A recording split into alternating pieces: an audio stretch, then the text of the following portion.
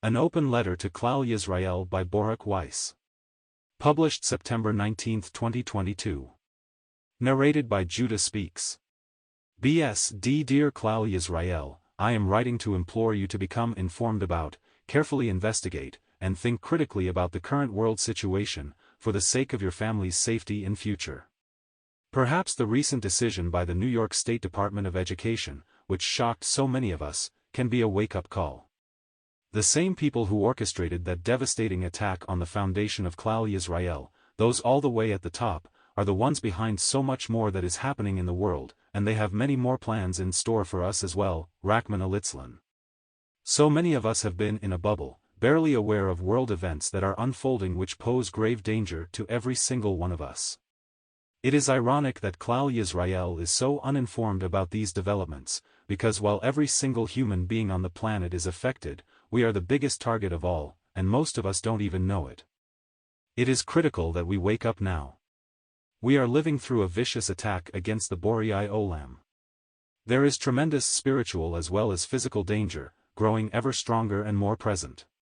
This should not come as such a surprise to Jews who are connected to their Mizorah and fulfill the mitzvah of remembering Amalek. We know that for thousands of years, Amalek has been and will be in a perpetual battle with the Borei Olam, his values, and his people, until the final Julah.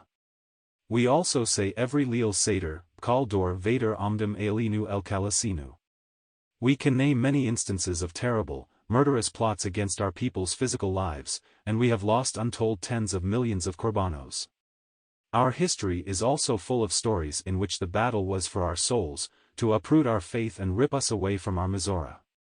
Yet somehow the past decades of safety here have caused us to forget our entire history and the warnings of Chazal and be lulled into trusting, complacent slumber, sure that nobody in a position of power would ever want to harm us physically or spiritually, and surely, that there could be no organized plot to do so.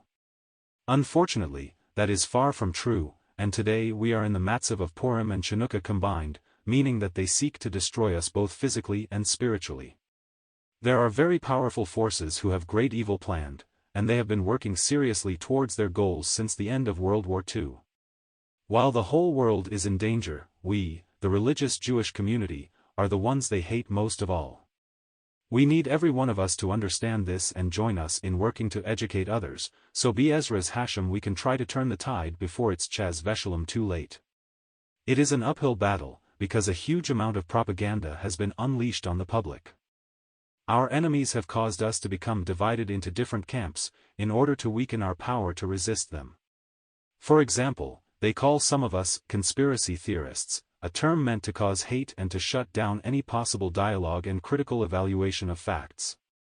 As Yidden, renowned for our critical thinking, it's time for us to examine what that phrase really means. Conspiracy, the joint planning by multiple parties to commit a crime. Of course, this happens every day, and there have been millions of conspiracies over the last few thousand years, resulting in the deaths of billions of people. I would guess that Nimrod and his generation may have been the first global conspirators, when they planned the Tower of Babel. Obviously, conspiracies are things that really happen. The terms conspiracy theory and conspiracy theorists, on the other hand, were coined by conspirators themselves to paint anyone who attempts to expose criminal planning as kooks, and thereby shield the plotters from publicity and proper investigations. As someone who has been immersed in this research for the past 2 years, and in close contact with Rabbanim here and in Eretz Yisrael and Europe, I can assure you that there is a conspiracy and that we are at great risk, and we desperately need to join ranks, and, most of all, daven and do teshuvah. But all this can only happen when our tzibur becomes informed. If you find some of the statements shocking, please know that everything is backed up by sources. Please don't discard my statements out of hand. Explore the sources. I will start by painting a broad picture of the evil, and then give names and details. There is no question to those who think critically and research thoroughly that there is something very, very disturbing going on. There are people, way high up in the power scheme, who want to destroy the very foundations of the world. When you realize this, all the strange things that we see happening around us fall into place like pieces of a puzzle. They have been planning this destruction and working towards these aims for many, many years. They want to change everything about how we live. They want to tear down the traditional family. They don't want people married. They don't want us having children. These people don't like religion, family, or anything about how Hashem set up his creation. They don't want people connected to GD. They just hate him and think they can take his place and make better creations and do a better job running the world. Their hubris and hunger for power make them a menace to humanity. Especially, as they decided that there are simply too many people in the world, and they've got to get that number down to something the planet can sustain. They don't have any ethical problems killing off the elderly or disabled, or even the not-so-elderly or disabled, to accomplish this. Who are they? They are the United Nations, with their branch called the World Health Organization, their partners, the World Economic Forum, and their associates, a small cluster of very evil, super-rich, elite families and their foundations, such as the Rockefeller Foundation, the Soros Foundation, and the Bill and Melinda Gates Foundation. Between themselves, they own almost all the corporations in the world, in most any industry, including media, technology, food, and pharmaceuticals, through the parent investment companies BlackRock and Vanguard. For comparison, the power of their monopoly now is even greater than that of IG Farben, the previous name of the monopoly which was run by many of the same families before and during World War II. IG Farben owned a vast network of corporations, brought Hitler Yemek Shemo to power through financial backing and positive publicity, and were the ones running the Nazi war machine behind the scenes. Their inner circle also includes the heads of many countries around the world, whom the WEF has groomed for these leadership positions over many years, and installed as their puppets to accomplish their aims. The evidence of their evil plans is completely documented. They aim to establish a one-world socialized government, with themselves in control, and turn the world into a digitalized police state. They're also censoring and manipulating so well that many don't realize what's happening. Here are some very clear examples of what is being done. Religion and Chinook. In New York State, the religious Jewish community, an exemplary community with almost zero homicide and zero violent crime, almost zero homelessness, with a vast majority of kids growing up in households headed by two married parents, a community with exemplary community services, the safest neighborhoods in their respective cities, and great respect for law enforcement officials, was just smeared with a vicious hatchet job in the New York Times. It was a thinly veiled hate piece on religion, and a prelude to having the government take control of what is taught in private religious schools, a coordinated effort with the state, who voted unanimously the next day for government oversight of curriculum in private religious schools. All under the guise of saving the children, of course. That decision by the New York State Department of Education last week was one of the worst and most dangerous pieces of legislation ever passed. The education law is unprecedented in affecting religious autonomy in the United States. Of course, that was the whole point. The Marxist-leaning, transgender-pushing education in the schools and universities is an important facet of the long-standing plan to distance our children and ourselves ever further from knowledge of and connection to our Creator, our source of life, and now they seek to Chaz Veshalom make over the from schools in that image. You will see much more a bit further on about their plans and where they originate from. Gender education, tuiva, and population control. All over the world, there is a coordinated push for teaching adult topics as young as kindergarten. In many places, laws are now being put in place mandating this education, whether parents want it or not. Of course, this will only serve to harm and distract children, loading them with information they are not possibly ready for and do not need. It will, though, serve the purposes of those who conceived of the plan, which is to alienate parents and children from each other, confuse them about their genders at an ever earlier age, making them more likely candidates for needing gender reassignment, and further lowering the rate of marriage and of procreation. Through teaching of inappropriate topics in schools in twisted ways and at increasingly younger ages, and through evil manipulation of social media and public opinion, etc., they are convincing masses of girls to identify as boys and take puberty blockers and mutilate their bodies, so they'll never be able to have children. And vice versa. Causing the next generation to be unable to have children is the whole point. Those who attempt to speak out against this horror are silenced in various ways. The WHO, WEF, BMGF, Soros, and Rockefeller foundations want to get as many people in the world as they can to turn trans. It would be blindness to say that this will never seep into our community. Those who are aware know that tragically, these warped ideas have reached us and destroyed some of our children already. Just in the last several days, there have been 4 separate shocking stories, which I am aware of, involving these matters, in modern Orthodox circles. It is not only modern Orthodox, either. A healthcare professional in Borough Park told me of a Hasidic child who switched genders. Do you know that 30% of 7th grade girls in the secular school system now are convinced that they're transgender? The monsters who do the surgeries will gladly ruin these kids' lives for them, and once they wake up it will be too late. This would have been considered the worst child abuse not long ago, fueled public outrage, and landed the perpetrators in jail for many years. And now, somehow, those promoting this evil have silenced most opposition. Because they control the media and government. Here is a prime example of how those in power politically are furthering their agenda through the law. In California, bills were just passed which would punish doctors from voicing opinions contrary to the CDC narrative, allow courts to take custody of children whose parents do not affirm gender reassignment healthcare, prohibit parents from seeing their own minor children's medical records when related to certain services, change California medical privacy laws to allow healthcare providers to give medical information to school-linked services coordinator, create school-based health centers on campus, including primary care, reproductive, immunizations, and mental health care. Do you see how these laws would destroy the parent-child relationship, and pave the way for further indoctrination of children towards transgender, and more?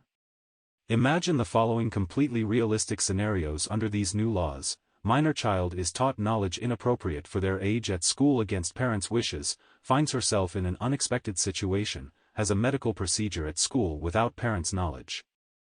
Parents have no opportunity to offer emotional support or to intervene, because child has been conditioned to be wary of parental views and does not share what happened in her life with her parents. Child subsequently descends into depression and suicidal thoughts because of resulting confused feelings and alienation from parents. Minor child is taught tuiva views, decides he is the opposite gender, and gets puberty blockers at school clinic without parents' knowledge. Parents aren't allowed to view his medical records. Parents find out anyway, and become furious. Court then removes child from parents' custody. How do we know that this all originates from the UN?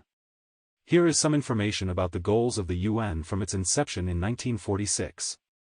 This documentation was discovered by a British rabbi I am in contact with, in a thorough investigation he conducted last spring. He uncovered the UN goals of promoting tuiva etc., in order to destroy the family unit and to distance people from GD. This information was then presented by Rabbi Jonathan Rieti at several talks in the spring and summer. I will briefly quote parts of it. Much more is in the source article which I will link at the end. United Nations was actually founded for the purpose of ripping people away from the worship of one GD, as you will see below. The UN organization UNESCO has been actively working for years to shape curriculums in schools worldwide to achieve to their goals. The UN philosophy was actually shaped by the works of Alice Bailey, one of the founders of the New Age movement, and her 10-point plan of the New World Order, which she wrote in the 1940s.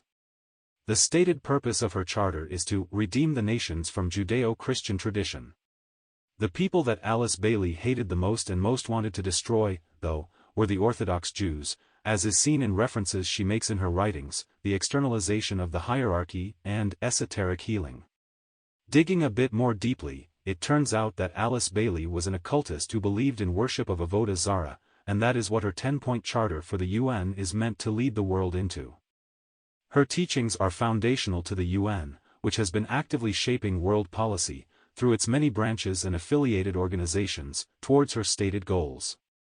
Mrs. Bailey established the publishing company called Lucifer Trust, which is now known as Lucas Publishing Company, located at 866 United Nations Plaza No. 482, New York, New York, and which published her works. Her mentor was Helena Blavatsky, who co-founded the Theosophical Society in 1875, and wrote The Secret Doctrine, which espouses the theory of superior and inferior races, and was used by Hitler. I was reminded that I had indeed heard long ago that Hitler worshipped old-time paganism, but I hadn't quite known what that meant.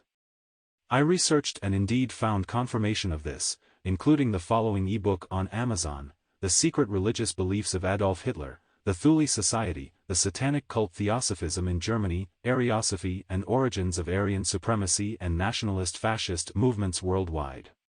These, then, are the horrifying origins of the United Nations, their public health branch the WHO, and their educational branch, UNESCO. This is where they are trying to lead us. Here is Alice Bailey's 10-point plan, copy-pasted. I edited some words for Tznius. In the first few points, I left in the explanations which I found provided. You can search yourself and find the same information. You will notice that the situation that the world is in today was brought about by their design. 1. Take GD and prayer out of the education system, she said, change curriculum to ensure that children are freed from the bondage of religious culture. Why? Because children go to school to be equipped to face life, they are willing to trust and they are willing to value what is being given to them. If you take GD out of education, they will unconsciously form a resolve that GD is not necessary to face life. They will focus on those things the school counts them worthy to be passed on, and they will look at GD as an additional, if one can afford the additional. 2. Reduce parental authority over the children, she said, break the communication between parent and child. So that parents do not pass on their religious traditions to their children, liberate children from the bondage of their parent traditions. A. Promote excessive child rights. 1997 to 1998 South Africa introduced child rights legislation, UNICEF Charter. Today a child is able to say to parent, I do not want to hear that, I don't want to do what you are telling me. Teachers cannot talk to children, children step up and say, I have my rights, you cannot talk to me like that. 3. Destroy the traditional religious family structure, she said, it is oppressive and that the family is the core of the nation. If you break the family, you break the nation. Liberate the people from the confines of this structure. How did she propose to destroy the traditional religious family structure? By promoting Pritzes. 4. If Pritzes is free, then make abortion legal and make it easy, she said, build clinics for abortion, health clinics in schools. If people are going to enjoy Pritzes, they need to be free of unnecessary fears, in other words they should not be hampered with unwanted pregnancies. Abortion as told by religion is oppressive and denies our rights. We have a right to choose whether we want to have a child or not. If a woman does not want the pregnancy, she should have the freedom to get rid of that pregnancy as painlessly and as easily as possible. 5. Make divorce easy and legal, and free people from the concept of marriage. 6. Make tuiva an alternative lifestyle. 7. Debase art, music and drama and make it run mad and corrupt. 8. Use media to promote and change the mindset of men. 9. Create an interfaith movement. 10. Get governments to make all these laws and get the church to endorse these changes. More information on the goals of eugenics and world control, put together by Dr. Robert Malone. Julian Huxley founded the United Nations body called UNESCO in 1946, and he was the first Director General from 1946 to 1948. The mandate for the new organization was laid out in Huxley's 1946 UNESCO Charter. UNESCO, its purpose and its philosophy, the moral for UNESCO is clear. The task laid upon it of promoting peace and security can never be wholly realized through the means assigned to it: education, science and culture. It must envisage some form of world political unity, whether through a single world government or otherwise, as the only certain means of avoiding war. In its educational program it can stress the ultimate need for a world political unity and familiarize all peoples with the implications of the transfer of full sovereignty from separate nations to a world organization. The original charter of UNESCO specifically calls for a single world government to create peace and security. The charter then goes on to discuss the importance of population control. The UNESCO, a United Nations NGO, was writing about the New World Order in 1946. But going deeper into the history of Julian Sorel Huxley, it turns out he was also a devout lifelong member of the British Eugenics Society, and served with John Maynard Keynes as secretary and later as its president. The term transhumanism was coined by Julian Huxley. He wrote, "I believe in transhumanism. Once there are enough people who can truly say that, the human species will be on the threshold of a new kind of existence, as different from ours as ours is from that of peaking man. It will at last be consciously fulfilling its real destiny. Julian Huxley Julian's brother Aldous wrote a book called Brave New World, published in 1932. Largely set in a futuristic world state, inhabited by genetically modified citizens and an intelligence-based social hierarchy, the novel anticipates huge scientific advancements in reproductive technology, sleep learning, psychological manipulation and classical conditioning that are combined to make a dystopian society. The Huxley brothers were also the grandsons of the prominent biologist Thomas Henry Huxley. Thomas Huxley was part of the original eugenics movement in England, and was commonly known as Darwin's bulldog. Aldous Huxley's father was the biographer Leonard Huxley, whose writings include books about Darwin, his father and the eugenics movement. So when Aldous Huxley wrote his dystopian science fiction novels, it wasn't just based on fantasy, it was not just science fiction or a wild guess. His writings and works reflected a detailed understanding of the views and research being conducted by his family and by the intellectuals of the time. His works are a warning, he knew what was and is coming. These ideas from the scientists and leaders of the past have formed the backbone of many current policies. These policies include a one-world government, population control, inverted totalitarianism, propaganda, command economy and collectivism. It is all there. The world is following the exact path that Aldous Huxley warned us about. Legalizing murder. In Canada, hundreds of people are being euthanized under a recent law permitting it. The government unabashedly commissioned a report in 2017 which states that lots of money will be saved by killing people earlier than their disease would kill them. Now people are also getting killed who aren't really sick, but just too poor to afford their healthcare bills. New Jersey is currently enacting a similar physician-assisted suicide law, and almost nobody knows or cares enough to fight it. These laws put us all in grave danger. Climate change and zero carbon as a mask for eugenics, control, and reshaping of society. In Europe, farmers are being made to kill their herds to save the environment, as the animals' burps are claimed to be bad for the planet. Try thinking about how little sense that makes.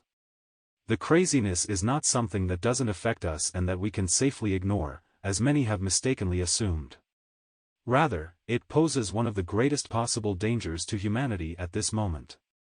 The false, evil theories are being used as an excuse to create food and energy shortages and will be used as a pretext to control our lives, including removing our ability to own vehicles, and ultimately, Chaz Veshalom, to legalize murder.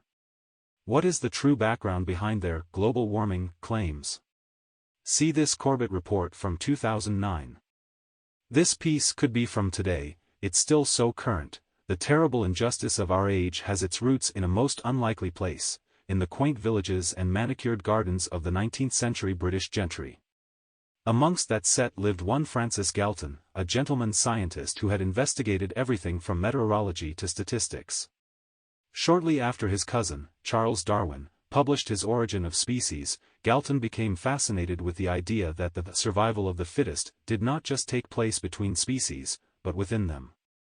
This idea became a pseudoscience, a study of the presumed racial characteristics of this group or that group with an aim to explaining why the various peoples of the world occupy the positions they do.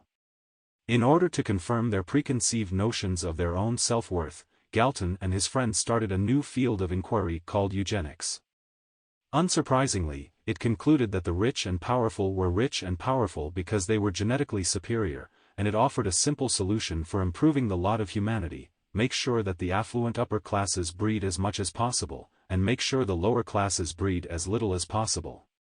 This junk science, pandering as it did to the most rabid, the most racist, the most elitist interests of the moneyed class, became universally accepted in the Western world within a generation. Soon, country after country had implemented laws to allow the government to sterilize those citizens it deemed to be unfit. The true horrors of this strain of thought came to light when the German eugenicists, based at the Rockefeller-funded Kaiser Wilhelm Institute, gave the Nazi regime an ideological excuse to take the idea to its logical conclusion. After World War II, when the full magnitude of the slaughter that had taken place in the name of eugenics began to become apparent, the eugenicist pseudoscientists scrambled to find a way to re-legitimize their racist and classist drivel. They wrote openly in the journals of their once esteemed eugenics societies that they would now have to continue their studies and practices in a more covert fashion. Eugenics had to become crypto-eugenics. This was accomplished in a number of ways. The British Eugenics Society, for one, merely changed its name to the Galton Institute. The American Eugenics Society morphed into the Population Council, a group set up by John D. Rockefeller III, where members continue to advocate the same policies for reducing the population of third world countries as they always had, only now they did so in the name of fighting overpopulation rather than fighting bad genes.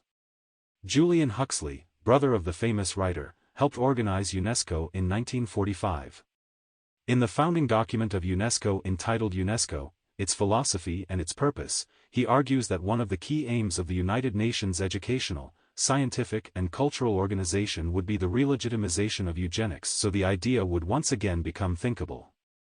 He also went on to co-found the World Wildlife Fund with Nazi SS officer Prince Bernhard of the Netherlands.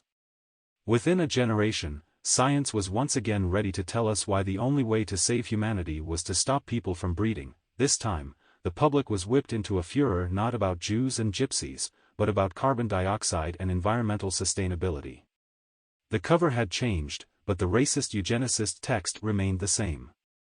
In the logic of the eugenicists, the meaning of human life is itself transformed. Instead of something valuable, something precious, something to be desired and nurtured, fought for and celebrated, humanity is reimagined as a cancer, something inherently evil, the mere existence of which is a burden on the world. This, unsurprisingly, encapsulates the modern environmental movement's position almost perfectly. Human life is no longer something to be treasured, but something to be measured in carbon and then reduced. In the man-made global warming myth, humans are merely an obstacle to the proper functioning of nature. In the eugenicist fantasy, the earth is saved when people die. In both ideologies the ultimate genocide becomes thinkable. Now the leaders of the world are meeting in Copenhagen to decide on the future of your world, of my world, of the world of our children and grandchildren. They are proposing a reorganization of the world economy. Punishing austerity is being urged in all corners. Groups of population control eugenicists are now arguing for carbon offsets to be used to stop the developing world from having children. The choir of madness is growing by the day and everything seems set to reach an intolerable crescendo. Remember, that was written in 2009. Their plans have only progressed further since then. Meanwhile, now, shortages are purposely being created in our meat and poultry supply chain, and in other food supply chains as well. At the same time, around the world, manufacturing arrangements and propaganda are being put in place by the elites for people to start replacing meat with bugs and with lab-grown meat as a staple source of protein. Digital ID, tracking, and governmental control. Do you know that currently in China, people need to have digital IDs by which the government monitors the citizens, and therefore controls their behavior, by means of their social credit score and face recognition technology? For example, if you go to gatherings or say things the government doesn't like, your social credit score drops, and you can't get on the train to get home from work. The face recognition technology knows who you are. Big Brother is watching, always. According to accounts I've read, people also have to take a COVID test every day, no matter what, rain or shine. If someone misses a day, their digital ID will turn from green to red, and they aren't allowed to go to work, may be locked out of their apartment building, and may be arrested. The government even used the system to steal money from many people. When they tried approaching the bank to make an ATM withdrawal, their digital IDs turned red, and they were turned away. They had already been locked out of their accounts for months at the time I read the story. If you think it's limited to China and people here would never allow this intrusion on their privacy and freedom, it isn't so. Good Morning America just featured a story about a chips and salsa party, an American company who is about to host an event at which they'll implant microchips into the hands of their employees, for convenience. All on a voluntary basis, of course. That's how it starts off. Introducing electronics into our bodies is being normalized. Do you find this disturbing? Are you aware that the World Economic Forum has much bigger plans in this arena, for something called transhumanism, a hybrid of person and technology, which they think will be a great improvement over GDS creation? The top advisor to Klaus Schwab, the head of the WEF, Yuval Noah Harari, openly states that we will lose our privacy and free will, that they will know all our thoughts, that we will constantly be monitored with an electronic sensor under our skin. This isn't a conspiracy theory. It's a fact which you can see on their videos. If you still aren't sure, please see Biden's speech last week, in which he issued a massive new executive order that addresses perhaps every agency in the U.S. government, titled Executive Order on Advancing Biotechnology and Biomanufacturing Innovation for a Sustainable, Safe, and Secure American Bioeconomy. As an aside, why are these new regulations in the form of an executive order? It's because in this manner, Biden bypassed the legislative branch, the Senate and the House of Representatives, where the issues would be debated, and where the voices of the people could be heard. The executive order sets as a policy goal of the Biden administration the massive increase of investment in bioengineering and manufacturing, because the COVID-19 pandemic has demonstrated the vital role of biotechnology and biomanufacturing in developing and producing life-saving diagnostics, therapeutics, and vaccines that protect Americans and the world. Biden says, in other words, that the government has a critical need, a need to reprogram people like robots. Here's exactly what his executive order states: we need to develop genetic engineering technologies and techniques to be able to write circuitry for cells and predictably program biology in the same way in which we write software and program computers. To be able to write circuitry for cells. Do they think they are GD? Apparently they do. Predictably program biology. Who is the biology? We are. Biden thinks he's going to rewrite our circuitry, to make us predictable, like a computer program. But it's not even him, really. I think we all know he couldn't have come up with this speech or these ideas. He's a puppet in the hands of others. Others who have planned world control for a long time. Digitizing humanity, creating brain technology interfaces and having our minds all wired into the internet, is a major goal of the elites, and they are in the process of normalizing it now. They also call it human augmentation. If you still have trouble believing it, you can research with the key words cyborg, DoD, human augmentation, and human machine enhancement. Try the DARPA website. Unprecedented censorship, simple, effective, safe, life-saving treatments for COVID, medications which had a safety record decades long, and are over-the-counter in many countries, have been systematically suppressed in a smoothly coordinated effort by the World Health Organization and by governments, media, and social media worldwide. This censorship was of a nature never seen before, and directly resulted in the unnecessary loss of millions of lives. The governments have also paid billions of dollars to buy our opinions, in many different ways. They, with their WEF-aligned partners, control the media and social media, so they control the ads, and the content that's allowed in articles and in social media posts. They have the mainstream media as their mouthpiece. Those running this program even employ the fact-checkers that you turn to when you want to check who's telling the truth. That's why Google won't be the greatest place for you to research the truth. Google is their baby, with algorithms programmed so you find what they want you to find and see only what they desire you to see. During COVID, the government also partnered with trusted community health organizations, such as local clinics, giving them large grants to promote the government viewpoint. Trusted Voices was a major component of their plan. So if you thought your doctor or trusted community leader was giving you their own opinion, that's probably not so. Their own view was almost certainly shaped, directly or indirectly, by paid government propaganda, more than likely, even without their knowledge.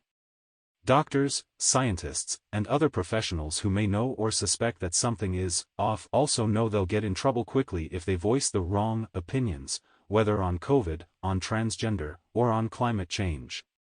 This is all happening on an unprecedented scale worldwide. For example, it was recently discovered that the government was illegally collaborating with Twitter to deplatform scientists who warned about problems associated with the COVID shots. This censorship continues to kill, because if people injured by the COVID shots are deprived of understanding what is making them sick, they certainly have no chance of accessing proper care. Additionally, those who have been vaccinated are at risk of future cardiac events, etc., and should be taking a preventative protocol, but the government is certainly not telling anyone that critical information. Data from around the world, for anyone who actually cares to investigate, shows an alarming, unprecedented increase in death among young people, cardiac problems, strokes, cancers, disability, miscarriages, and stillbirths, all since the COVID shot rollout. In addition, the birth rate has dropped significantly and inexplicably in many locations worldwide, corresponding exactly to the dates of the vax rollout to the younger population. And still, almost all the governments remain silent and do not do investigations and warn their citizens. This is not to say that your local doctors encourage the shots with evil intentions. They aren't researchers. They simply followed the CDC, FDA, and AMA, as they had always been trained to do. Make no mistake, the censorship and propaganda are not only around COVID. They are being orchestrated worldwide around every narrative of interest to those in power. For example, in Britain, people are being arrested simply for voicing disapproval of the new king, who is a passionate member of the WEF and launched the Great Reset, which is set to put many businesses into extinction and families into poverty and despair. Public health is being used as a weapon of control by the WHO and governments worldwide. Here are several examples out of many. New York Governor Kathy Hochul enacted a regulation earlier this year under which anyone so much as suspected as being a danger to public health could be detained indefinitely. That's correct, the government did not need to prove the person was indeed contagious or the like. The person was to be given no due process, no chance to take a test and prove they're safe, and they could be detained either at home or at a location of the government's choosing, for example, a quarantine camp, for as long as the government wanted. Attorney Bobby and Cox courageously fought this insane regulation and won. Baruch Hashem, it was correctly deemed unconstitutional, but unbelievably, Ms. Hochul vowed to appeal the judge's ruling. In New York City, despite most people realizing by this point that the vaccines aren't working as promised and have harmed many, despite COVID being treatable, and largely over, still, COVID vaccines are required for every employee or business owner in the city. Therefore, many people are out of a job and struggling desperately, and many critical fields, such as healthcare, education, and the fire department, are short-staffed. The WHO, which is a part of the equally evil United Nations, is making plans to consolidate their control over the world under the guise of public health. They are attempting to take sovereignty away from individual countries by appointing themselves as the ones who will set health policies, and thus, so much more, as we saw with COVID lockdowns, worldwide. They are working to make this legally binding. The head of the World Health Organization is not a doctor. He is a former member of an Ethiopian terrorist organization. To understand more about the WHO and their partner and financier, the Bill and Melinda Gates Foundation, consider the following information. In Africa, hundreds of children die daily from lack of food and clean drinking water, as well lack of very basic medical equipment. Yet, Bill Gates' do-gooder organization, which is supposedly very busy with their philanthropic work there, cannot be bothered with these basic needs, and instead focuses on vaccines, for diseases that barely impact those children. They also insist that the governments divert their own healthcare spending away from more important healthcare needs, to the vaccines they sell. This tragic story is covered in detail in the book The Real Anthony Fauci. None of this is a surprise, because their goal is their own power and profit, and population reduction, not increase in health. This is the same United Nations and their subsidiary, the World Health Organization, who are now attempting to gain rulership of the entire world. We need to unite to call for the disbanding of the UN and the WHO, who cause only harm and death. The power of these elites appears immense. The World Economic Forum has been training leaders for many years, and their graduates are installed in key government positions worldwide. The WEF are the world's most wealthy and powerful people, who have control of the narrative by means of controlling media and politics, and accomplish whatever they want to. In reality, however, there are relatively very few people running this at the top, and the vast majority of humanity does not agree with their goals. Most people have simply been conditioned to follow. If only we would all join forces against those who wish to harm us, their game would be over. What is the ultimate goal of the United Nations World Health Organization and their partners at the World Economic Forum? A one-world socialist government, with themselves in charge, a Nimrod-like control of everyone, a small world population, with no belief, Chas Veshalom, in Hashem. By the way, they don't believe in private property ownership, and they don't want us driving our vehicles anymore. That'll be phased out. Bad for the environment, you know. They've gotten very far down the path towards their goals already, much farther than you probably realize. Everything you see happening around you, such as rising gasoline and food prices, are things they've manipulated towards their aims. How did we get into this situation, where humanity teeters on a precipice? It started with influential people starting popular movements promoting the forsaking of our Creator in the name of progress and enlightenment, for their own evil designs. It continued with those who promoted other ideas which served to further erode the fabric of society, ideas which had been completely socially unacceptable until that point. This was all planned out. The destruction gained a foothold when people had a willingness to bend the truth to appear politically correct or to not make waves or lose money or friends. This lack of backbone was a terrible mistake. Look how it has spiraled out of control in society, to the point where truth is no longer even a respected value to many. Can you start seeing that there is something very wrong? What mess will we be leaving the next generation with? Not only that. What will we and our families be facing, Chas Veshalom, over the next few years? The evil elites aren't finished.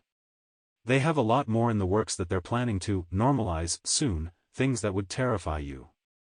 Did you notice that the New York Times recently ran an article about cannibalism having a time and place? Do you realize now that all of us need to act before it's too late, Chas Veshalom? Don't despair. Remember, we have Hashem on our side, and we have numbers, too. If a critical mass will just wake up to the malevolent intentions of the evil power-hungry elites, and stop following their orders, GD willing, we would be victorious. Hashem loves each human being more than a parent lives a child. He wants us to know Him, because connection to Him sustains us. He is involved in every aspect of our lives. He wants our benefit. The power-manic elites want to rip the world's population ever further away from Him, our life source, so they can control us ever more. Our connection to Him poses a direct threat to our following their orders. I hope that you now understand my plea to you, that we'd all be better off on the same side, defending Klal Yisrael and humanity against some very evil, sick people who really want to hurt us. We need you. These are issues that impact and should concern everyone, everywhere, whether you realize it already or not. You might say that you are just a small person, a nobody, that you have no ability to do anything, and this isn't a job for you. I have news for you. I am no different than you, except that I felt I could not stand silently by. I decided I had to do something. I started with some small things, and Hashem has helped me do more. You cannot wait for Yenim to take the Akreus. You can't say, isn't there some organization taking care of this? Actually, no, there isn't. It's up to every one of us. Just like Rabbi Michael B.R. Weissmandl, Mike Tress, and Richard Sternbuch realized what they had to do to save Klal Yisrael and acted. They did not wait for someone else to act. Please take action. Help to wake up Klal Yisrael to daven, to do teshuvah, and to resist the evil. Please tell your friends, and ask them to tell others. We need to arouse our nation and the rest of humanity. Remember, while the wicked ones want us to think that they are in control, they're only a tiny minority. Their power is really no more than that of a paper tiger. It's an illusion. We just have to know the truth, be firmly on the side of the Borei Olam, daven and hope to Him alone, and courageously stand up to the evil together. Please join the fight for the future of Klal Yisrael and of the world. Actions you can do. Be Ezra's Hashem. 1. Educate others. The power of public opinion is huge, and even more importantly, people will only daven to be saved if they are aware that there is a danger. 2. Daven and encourage others to daven, create Tehillim groups and tefillah gatherings, arrange a Yom Tefillah. Hashem is the only one who can save us from the clutches of the evil. 3. Do teshuvah and beg for the Geula Shlema. We are at this moment in a very auspicious time, as Chazal tell us. Surely Hashem is waiting for us to beseech Him with all our hearts to bring us home. 4. Do not vote for the liberal, anti-Hashem, pro-Tuiva candidates, no matter what sweet words they speak or what promises of funding they offer. 5. Resist completely every regulation that increases government control over our lives, whether in terms of Chinook, digital ID, testing for disease, or whatever they come up with next. Recognize that it is just one more almost imperceptible, incremental step towards the Gehinnom they have planned. 6. You will think of more ideas if you ask Hashem for help and you try to see what you can do to help save the Klal. Our nation has already suffered so much. May HaKadosh Baruch Hu see our broken hearts and answer our tefillos with a complete salvation and the final Geula. P.S. Please see the next article titled Sources for all the substantiating evidence.